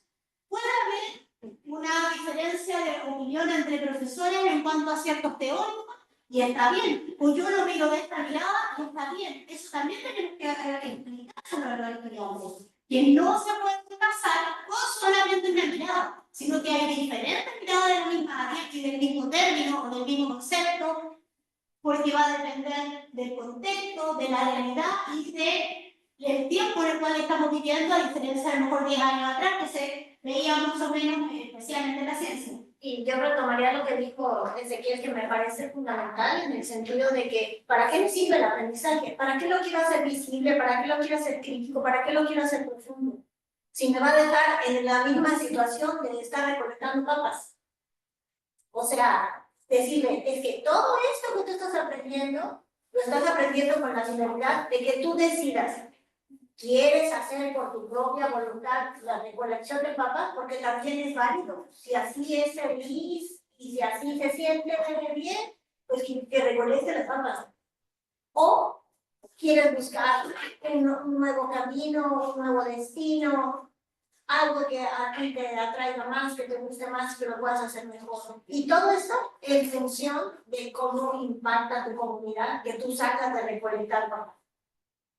Ahí está lo que hablaba el profesor, que me olvidó el nombre. Rodrigo. Rodrigo hablaba del tema de la cultura. Nosotros no tenemos esa cultura, pero nosotros sí podemos poner un granito de arena.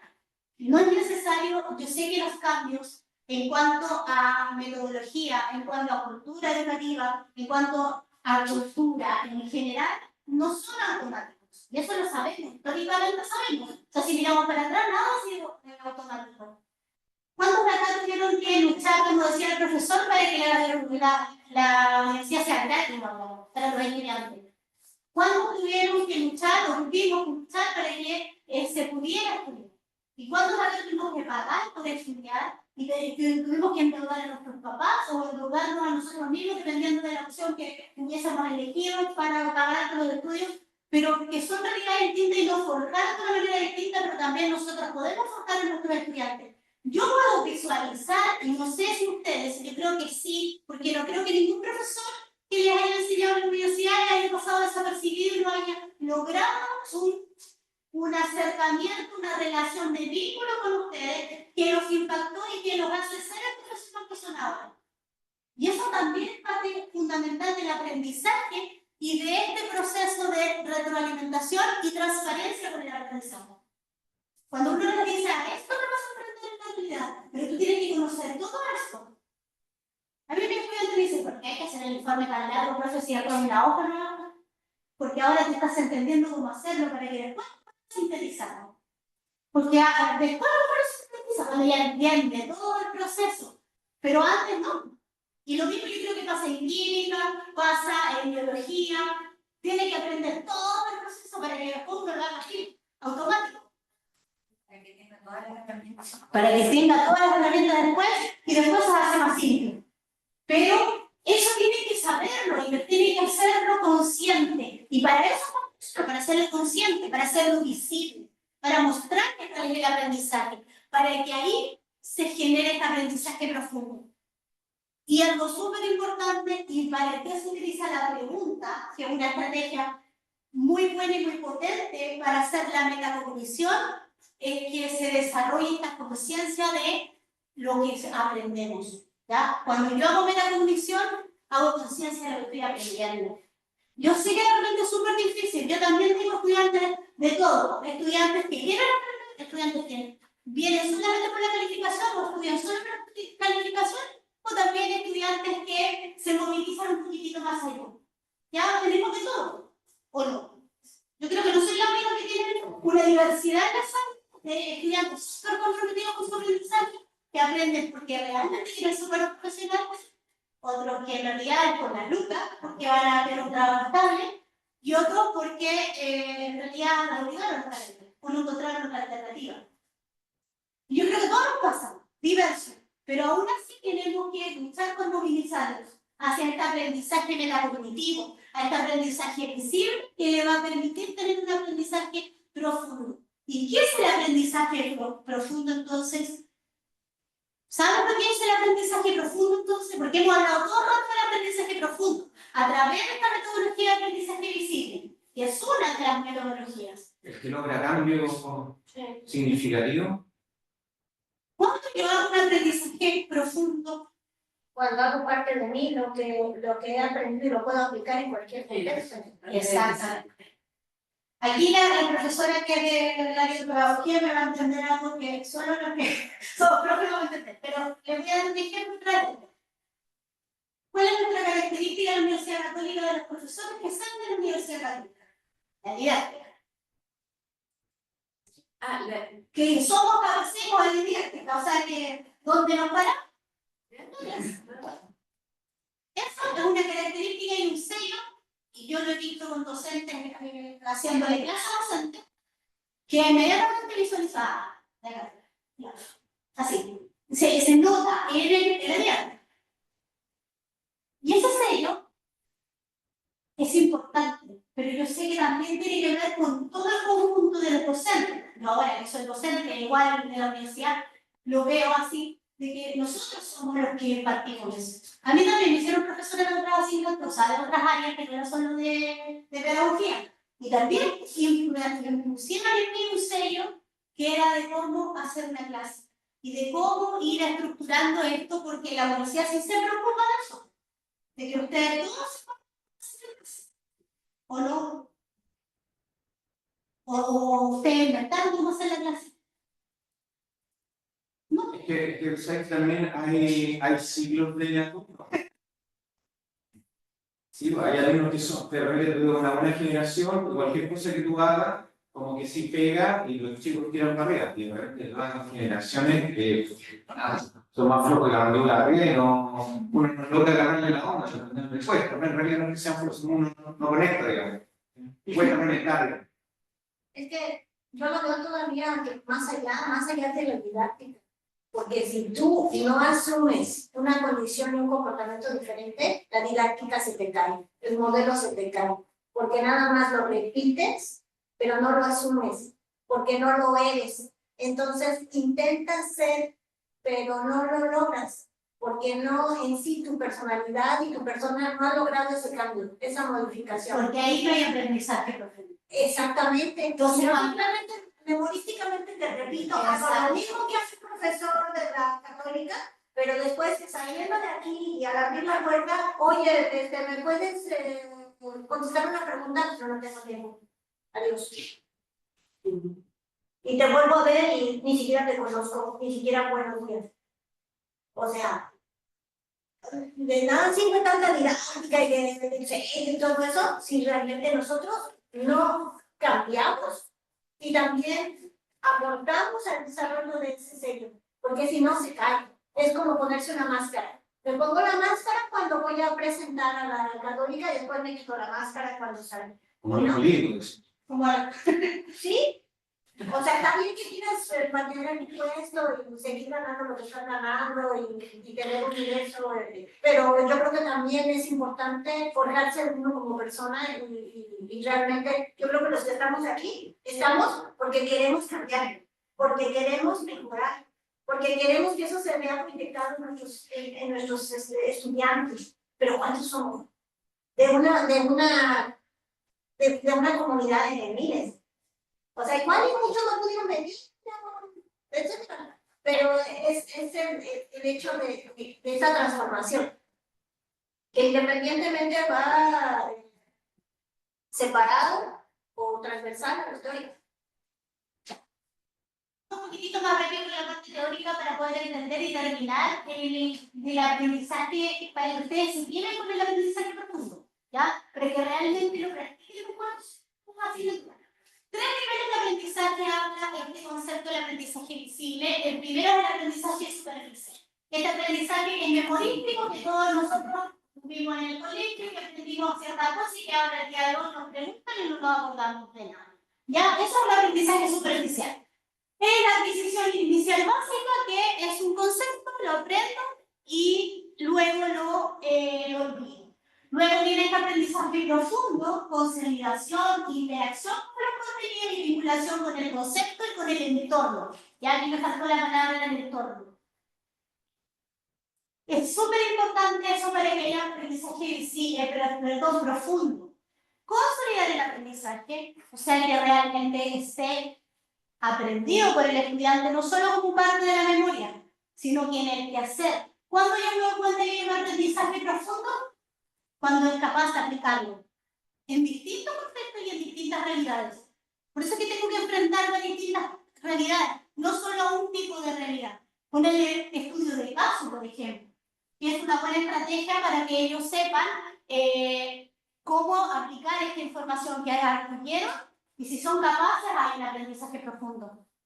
Y si hay un error, ¿cómo lo podemos utilizar ese error para el aprendizaje, para que realmente quede? Muchos estudiantes aprenden por ensayo y error. También tenemos la oportunidad de aprender a través del ensayo y error. ¿Ya? Que no sea sancionado a través de una calificación este ensayo y error, sino que ir más allá a través de una evaluación formativa, ¿ya? Que es súper importante. Transferencia, aplicación de conocimientos en distintas situaciones y contextos que no sean los producidos por nosotros también, sino que sea la realidad. Ojalá podamos llevar hacia afuera, hacia la práctica, hacia lo que ellos tienen que realizar después, en el contexto real, no en un contexto tan protegido como lo tenemos nosotros, porque nosotros los tenemos protegidos, ya sea hasta en la práctica, están protegidos, porque se pueden equivocar ahí todavía, pero después ya no se van a poder equivocar. Entonces tratamos también de enseñarles ese proceso de transición en pasar a la realidad, ¿ya? Características de este aprendizaje es superficial. Datos básicos, memorización de la información, conocimientos fundamentales, nada más. Ya es como que yo aprendo, lo retengo lo que nos hicieron con las tablas de multiplicar, aunque todavía no me acordamos porque las seguimos usando. Si no las usáramos, ¿cuántos se nos han olvidado algunas que no usamos constantemente? ¿Tú te sabes las tablas o no? Hasta las 5 me aprendo. Ya, entonces, anda a preguntarle las tablas ahora a los chicos. Ellos con calculadora, no se saben las tablas. No, pues sí sé, estoy dando el ejemplo solamente de... Estamos hablando de ingeniería. No sé, me estoy hablando que no se sabe las tablas en básico, ¿cachai? No se las sabe en ingeniería, ¿cachai? Bueno, pero ahí se las tienen que saber. Por sumar 30 más 60 sobre calculadora. Sí. Lentamente. Pero que te lo va a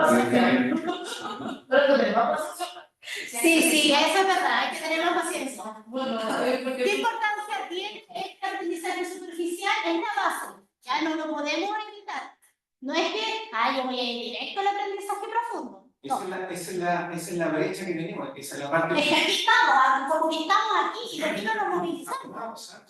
Ese es el tema que preocupa pensando en las nuevas tecnologías, que aquí estamos parados y no nos movilizamos hacia el siguiente nivel, que es el aprendizaje profundo y la aplicación del aprendizaje.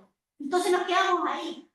Y no todos, o sea, yo estoy hablando de que hay estudiantes que sí se movilizan, ¿ya? Pero no se movilizan porque nosotros los estamos movilizando, se movilizan porque ellos tienen la capacidad de movilizarse. Y ahí hay una diferencia de poder hacerlo consciente para que ustedes puedan movilizarlos a conciencia, y no solamente porque ellos se movilizan solos, ¿ya? Profesora, realmente me dio un puntito dando vuelta que era con respecto al conocimiento previo. Nosotros, ¿por qué no se lo sabe? Eso ya debería sabérselo. Le cargamos la mano al estudiante, ¿quién debería saberlo? ¿Ya? Y a lo mejor el cabrón nunca aprendió densidad. Y densidad se ve en cuarto básico, o incluso más chiquito. ¿Ya? Entonces llegamos al primer encuentro y no saben densidad.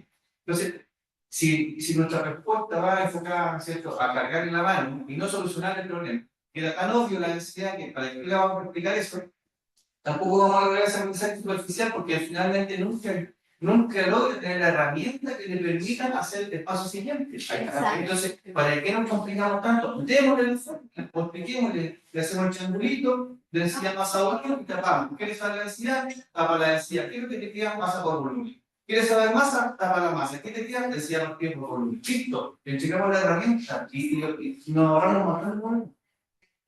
Exactamente, cuando yo tengo esa, ¿qué hago yo primero en el curso? ¿Qué hago yo? ¿Qué tengo que hacer? Un diagnóstico. Saber qué es lo que trae, qué es lo que no trae para esta asignatura.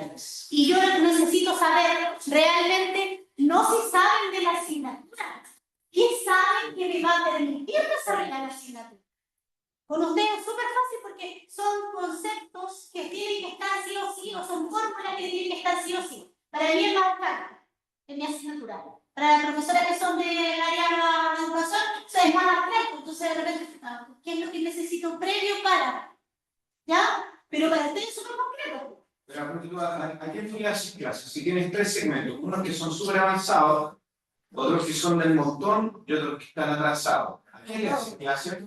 No le voy a hacer clase a todos, porque si te le enseñan el que va más atrasado, atrasáis a todo el curso y los que son más adelantados se aburren. No, porque Ah, tengo que diversificar a ellos los niveles de complejidad para que ellos puedan irse avanzando, los que van más atrás vayan a ir avanzando dentro del proceso que los otros van a ir dentro del nivel que les corresponde. Tengo que hacer niveles. para diversificar. No puedo llegar y decir, no me voy a quedar con el grupo más avanzado, porque eso no puedo. Porque tengo que diversificar, tengo que mediar los niveles. Entonces voy a pensar en actividades y voy a pensar en cómo entregar el conocimiento, pero también tomando aquello que no está. Para cerrar la brecha. Para cerrar las brechas, obviamente. No me puedo agrupar con ningún grupo. Tengo que diversificar para que todos aprendan. No, pues es que aprenda lo que pasa en el fútbol. Es que a mí, la verdad es que a mí, yo, educadora diferencial, para mí es que aprenda. Me da lo mismo cómo llegan a resultados, si yo tengo que detenerme, pero tiene que aprender. Porque el aprendizaje es lo que yo necesito llegar. No puedo decir, que para que tengas un 7. Tienes que tener un 7 porque aprendiste, no porque te sacaste la nota memorísticamente. Porque si no, el profesional que va a salir, siempre tengo que pensar en eso. Nosotros tenemos que pensar en eso. ¿Qué profesional le va a dar orgullo? Por ejemplo, la profesora que trabaja en medicina. No, en ingeniería eléctrica. Va a ingeniería eléctrica. ¿Por qué medicina? ¿En serio? No sé. ¿Por qué no va medicina? Ya. Pía. ¿Es posible, de acuerdo al diagnóstico, generar actividades para los estudiantes que están más abajo en conocimientos esenciales para la asignatura? Sí, sí es posible, totalmente posible. ¿Cómo lo hago? ¿Cómo lo hago ahí? ¿Qué se les ocurre a ustedes? ¿Qué harían si les pasa eso? ¿Cómo hago los conocimientos? Diseñar actividades en Educa, por ejemplo.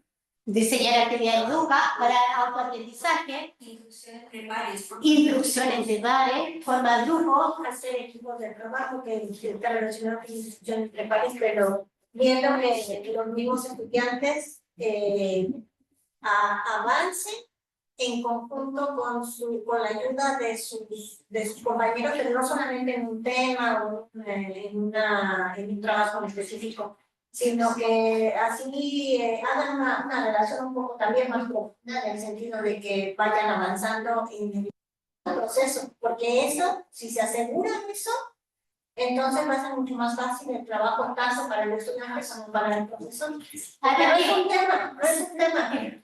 O sea, no estamos preparando para un curso, no, estamos preparando para la vida. Y es lo que les digo, al rato tú no sabes si vas a necesitar la ayuda o el apoyo de alguno de tus compañeros que están aquí, nosotros mismos. O sea, yo estoy pensando, ¿con quién puedo hacer equipo para los PIB? ¿Y con quién va a hacer equipo para los proyectos en los que yo tengo que hacer investigación con el área de ciencias? Porque no conocemos a nadie del área de ciencias. Y yo necesito gente del área de ciencias. Entonces, cambias totalmente la parte de que vamos a hacer esto porque esto es así, según la metodología. No, es una parte de la vida. De la vida. Yo quiero dar el ejemplo para que complementemos lo que dijo la profesora. Claudia. Claudia es ingeniero eléctrico. Sí. Bien. Ella necesita después en su casa hacer un arreglo. Le llega un estudiante que le dijo que él va a hacer, que está trabajando en eso. ¿Eres capaz de dárselo? ¿O lo dudas? ¿A un estudiante mío? Un ex estudiante. ¿Un ex estudiante? Sí, se lo doy. Esa es la confianza que tenemos que tener. Si yo le voy a entregar algo que va a ser para mí, por ejemplo, por eso el médico es como más fuerte. Voy a sacar los papeles. Mi ex estudiante que no lo toqué. Hay un chiste de eso, ¿eh? Sí, y de verdad que uno cuando lo hace, o sea, yo le entregaría a mis estudiantes a mi hija para que la eduque. Así de fuerte tiene que ser el pensamiento de para eso me estoy formando, para que yo sea capaz de confiar 100% en lo que ellos aprendieron. Yo tuve estudiantes de tecnología médica que me recibieron en la urgencia en la clínica alemana y tiritaban. Esa oportunidad y yo digo,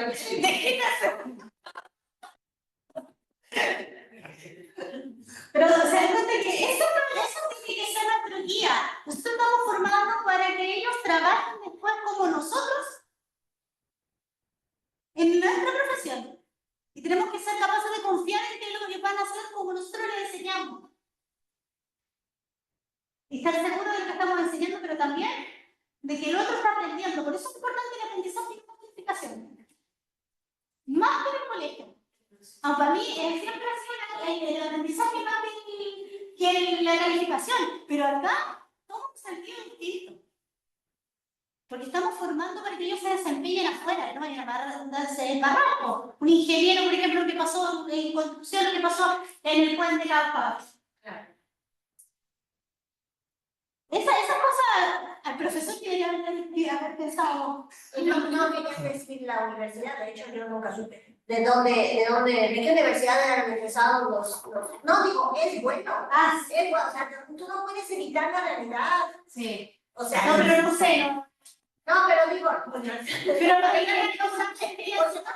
porque no quisieron decir, porque no quisieron decir. O sea, yo entiendo que muchas veces te puedes equivocar, pero hay equivocaciones e equivocaciones.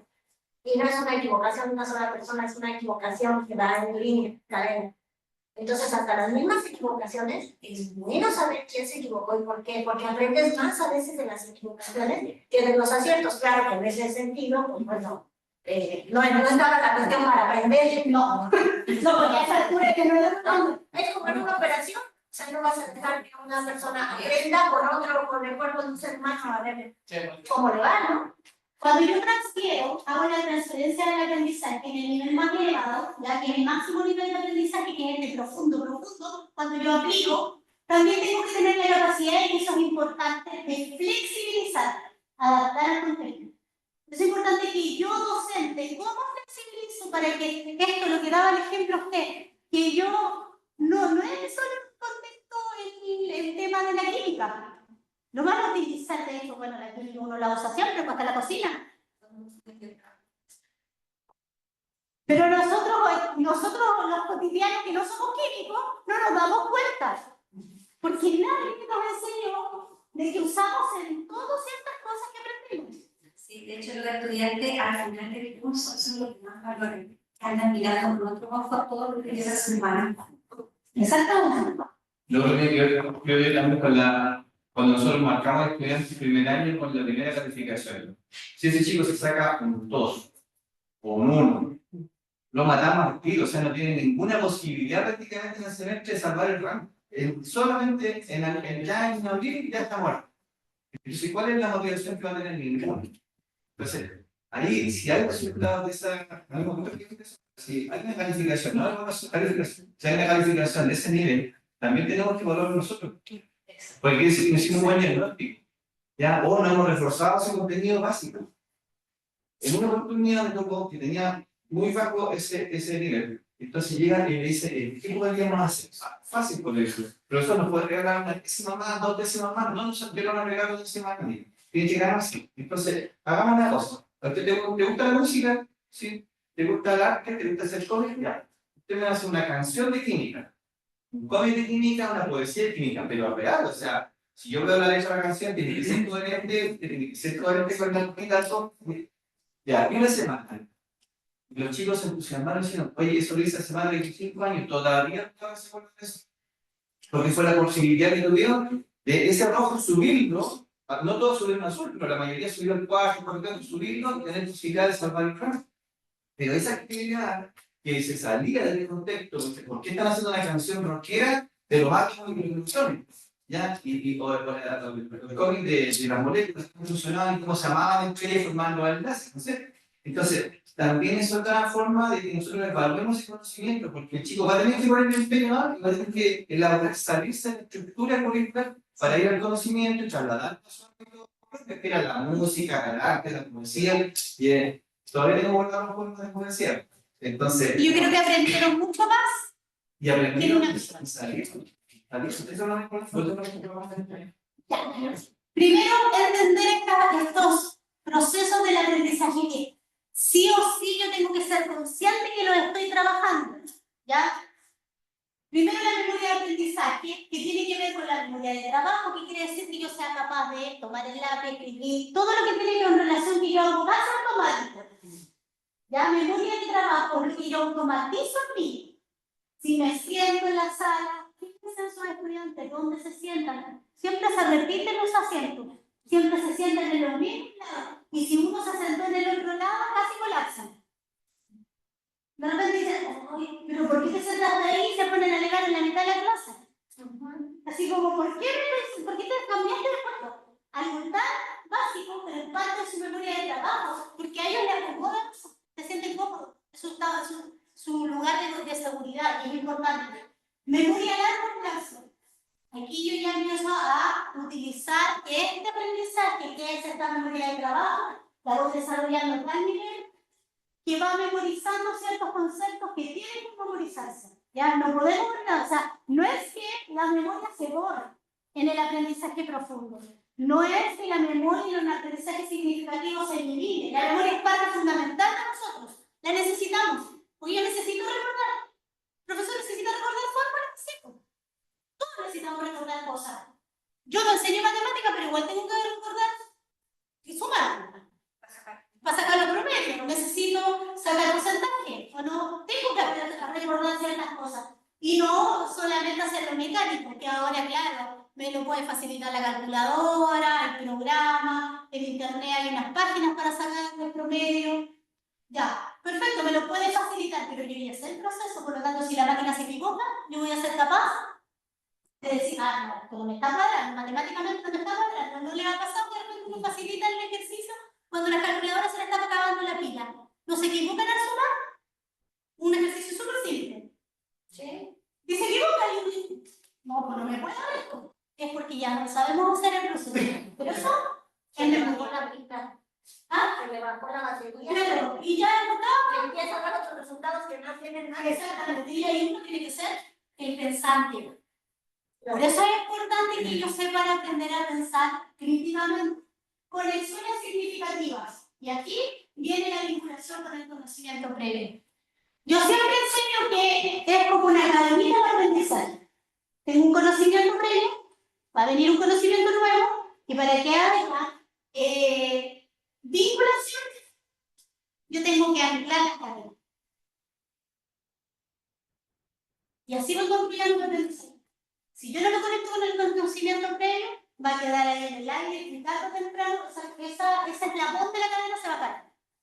Por eso es importante que tenga que anclarse con el conocimiento previo. No dejarlo como una cosa alegre, sino que anclarse. ¿Ya? Otra cosa que es nuestra puerta de entrada y tenemos que ser conscientes es nuestra atención. ¿Ya? La atención selectiva. ¿Yo selecciono a qué? Fíjense ustedes. Ustedes seleccionan de repente a qué poner atención y aquí no. Cuando uno está haciendo un trabajo, por ejemplo, en el computador, cuando uno está escribiendo y hay ruido al lado, uno es capaz de centralizar la atención en lo que está trabajando. Atención sostenida es mantener esa atención en lo que se está haciendo. Y para eso yo tengo que usar, que captar la atención de los estudiantes. No puedo usar un tono plano, siempre el mismo tono. No puedo yo no hacerles preguntas. Por eso a mí me encanta esta metodología del aprendizaje visible.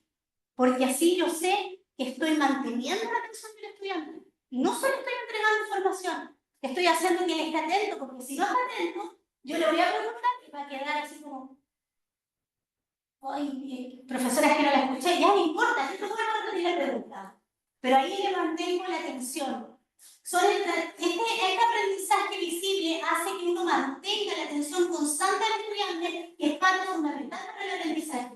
Y atención dividida. ¿Quién puede hacer dos cosas a la vez o tres cosas a la vez? Sí, las mujeres, eso ya nosotros, o sea, viene con nosotros, pero ustedes también pueden. Entrenándose. Claro, manejar, conversar, caminar y comer chicle, claro. Escuchar música. No, ya, pero es que ustedes se focalizan en otras cosas. Yo sé que no tengo cosas, pero también pueden hacer algo. ¿O no? Porque ahora me están mirando, me están escuchando, miren. Están haciendo otras cosas. Mirándome, escuchando y escribiendo. Atención, dividida. Uno no es consciente. Por eso es que hay que hacerlo consciente. ¿Ya? Para que nuestro estudiante también sea consciente. Oye, ¿tú entiendes que si lográramos eso estaríamos a otro nivel, digamos? A nivel nacional, digamos. Sí. E internacional, posiblemente. Sí. Sí. Sí, sí, y me frustro. Ya, termino. Lo último, disculpa, una cosa, primero uno me tengo que ver no ir a tomar un examen. Dos, que me encanta a mí esto del aprendizaje con los chiquillos. Y algo que dijo Rodrigo, y que se me fue. Con respecto a la atención dividida, yo creo que ahora lo más difícil para nosotros como docentes es el celular. Es muy difícil llamar la atención de los alumnos. O sea, hay algunos que están muy metidos, pero hay otros grupos, muchos poco menos, que están con el celular todo el rato. O sea, y yo misma aquí, porque me escribe el asistente o de otros lados, qué sé yo, pero los alumnos muchas veces están en Instagram, están jugando, y es difícil, yo creo que eso es lo más difícil, y varios colegas a mí me han acercado, me han dicho, Carmen, tu alumno, el celular es un problema. Le doy tips para hacerlo con el celular, porque a mí también me pasa que de repente uno lo observa, uno ya se hace perfil en observar a los estudiantes. Sí. Y yo cuando como hago este interrogatorio constante de lo que estamos viendo y vamos y me responde ustedes, que lo conecten con lo que vimos en la clase pasada, ¿no? De repente hay conceptos que ellos no conocen, la verdad es que su vocabulario previo de conceptos es muy vago. Entonces me ocupan de repente conceptos que no van al contexto, y yo así como, no, es que si tú pones ese concepto no corresponde. Y ahí le digo, ya, pero busquen el significado. Y los que veo con el celular, ya, ¿por qué les con el celular? Busquen el concepto, no les gusta tanto el celular, para eso está el celular. Busquen el concepto en Google. ¿Qué significa eso? Ah, profesora, claro, de repente unos términos súper rebuscados que no tienen nada que ver con lo que estamos hablando, pero ellos lo usan porque suena único. Entonces, ahí se dan cuenta, y uso el celular como una estrategia para que estén aprendiendo la clase. Entonces ellos ahí se dan cuenta que el profesor sí está pendiente de lo que está haciendo ellos. Y ahí genero vínculos con ellos. Porque ellos creen, o sea, en realidad es así, yo estoy pendiente uno por uno cómo aprende y cómo se están desenvolviendo en la clase, quién puso atención, quién no. Y cuando andan medio bajoneados al final de la clase, está bien, te pasó algo. Y eso hace que mantenga mucho más la atención y el interés en lo que yo les estoy pasando. ¿Ya? Sí. Déjales escanear el código para Esa es la que y hay un cierre. Sí, no, sí, pero sí, siempre me pasa. Diles que el PPT lo tienen en la organización. Sí. Sí, que como ellos hablan igual, eso es. Sí. Somos alumnos avanzados. No, pero es que no es lo hermoso, me pasa siempre. Solo una clase se quedan callados y después ya nunca más los callo. A los de casa les dejé el link en el chat. Ya.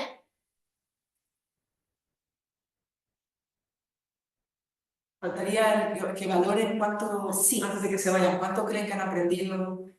Encontrar una constancia. Nos van a dar una constancia de las horas. Sí, se van a dar. Ok.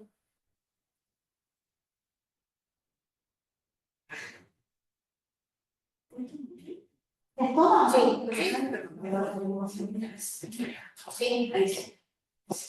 Los que están conectados lo lograron tomar el QR. Ah, pero ellos lo tienen en el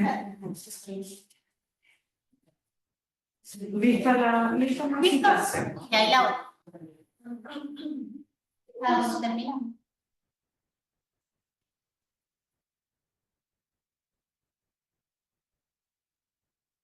Para cerrar, revisen su preguntita en el POSIT y vuelvan a contestar.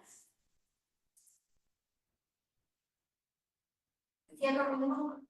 ¿Es lo mismo? Ok.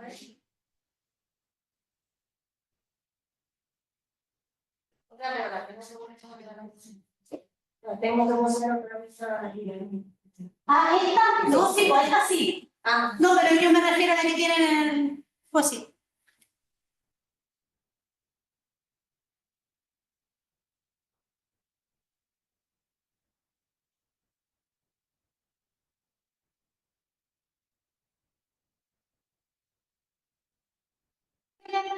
Para ir cerrando, necesito que la replanteen. La respondan nuevamente replanteada con lo nuevo que han aprendido, ¿ya? Esta no me sigue. Estoy acostumbrada a que me siga.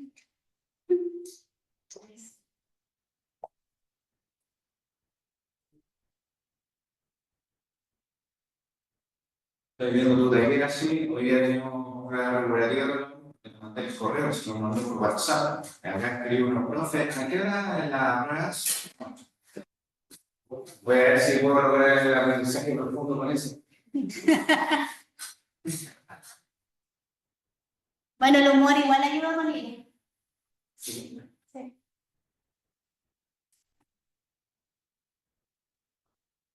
Uno le decimos unicornio. ¿Por qué? Un unicornio. Sí, se ve. Lo que sacando un unicornio. Me encantaría de la pregunta que La verdad que los de casa no se quiere dejar un espacio para que comenten algo. Sí. Los que están en línea, me gustaría escucharlos, algún comentario de su pregunta, igual como la quiero cerrar.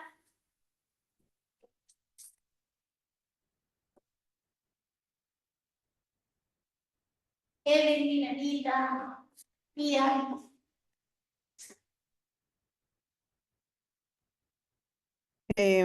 Bueno, muchas gracias por el taller.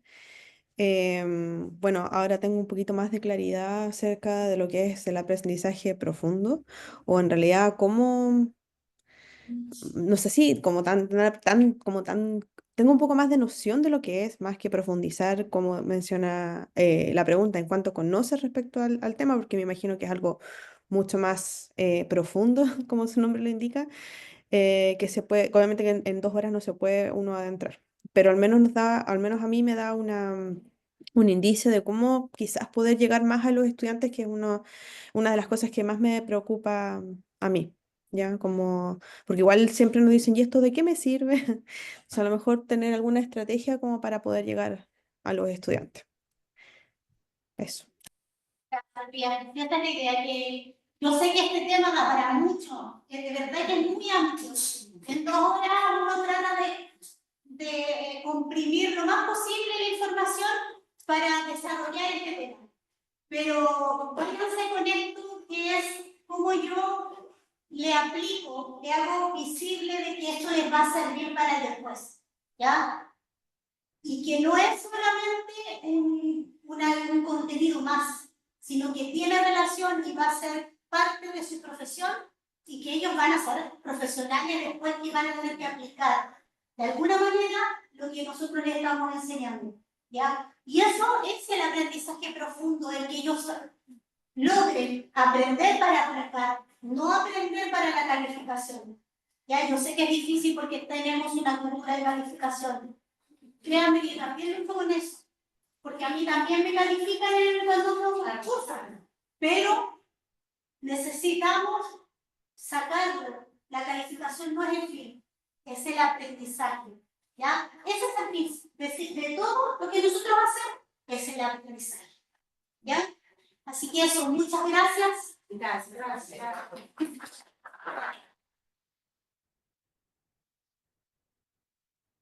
La próxima vez quizás podría citar en vez de la sala, podría citar ahí en cancha. Sí,